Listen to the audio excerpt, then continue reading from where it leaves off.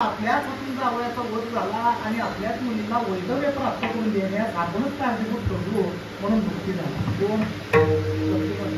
आता लक्ष्मण दुःखी झालेला पाहून प्रभू रामरायांना मोठा आनंद आला.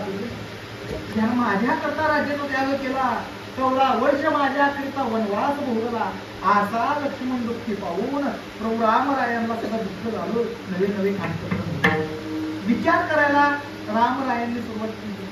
म्हणले ओळख पटली, नातं पटले, लक्ष्मण दुःखात आहे, मुलगी दुःखात आहे, नातं तर आधी जवळ पण आलेलं आहे. मग म्हणजे आता याला आणखी थोडं जिवंत करतो. कुणाला?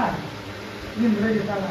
म्हणजे दुःखी होण्याचं कारण नाही, नातं जवळचं लागलेलं आहे, हा लक्ष्मण दुःखामध्ये आहे म्हणल्यावर मी आता याला आणखी थोडं जिवंत करतो.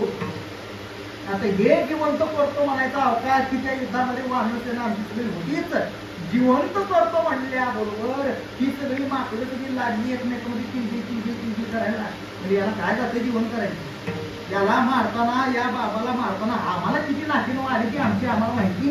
आणि यानं जर आता याला जिवंत केला म्हणजे संपला राम अवतार संपला. काय रावणाचा वध होतोय आणि 33 कोटी देवाची सुटका होणार. तुला आता करावं काय करावं? कसं असतं, मांजरीच्या गळ्यात घाटी घालायला लागली. सांगायचं कोणी त्याला जीवन करू नका म्हणून. मग त्या ठिकाणी जांबुवंतासारखी मुकुंदी मंत्री त्या ठिकाणी होते.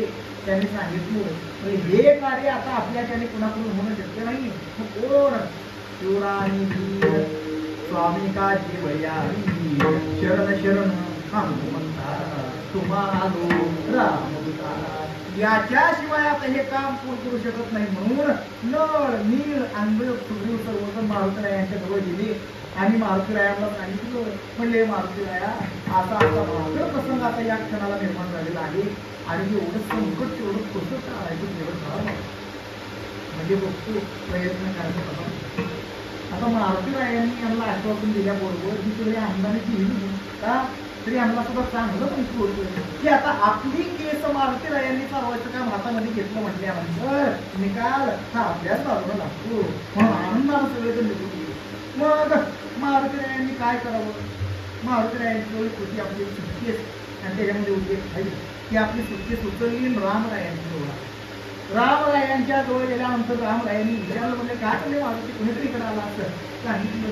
अहो म्हणजे आपल्याकडे चालू म्हणजे जरा जरुरीचं काम नाही. म्हणजे काय?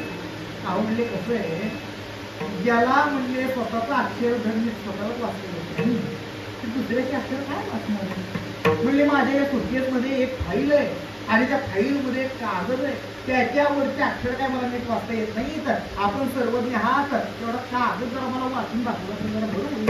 म्हणजे बघू म्हणायचा अवकाश लगेच मारुतीरायांनी ती आपली सुटकेस उघडली, ती फाईल रामरायांच्या पुढे ठेवली, त्यांना तो कागद दाखवला. म्हणजे याच्यामध्ये जरा बघा म्हणजे जरा काय लिहिले.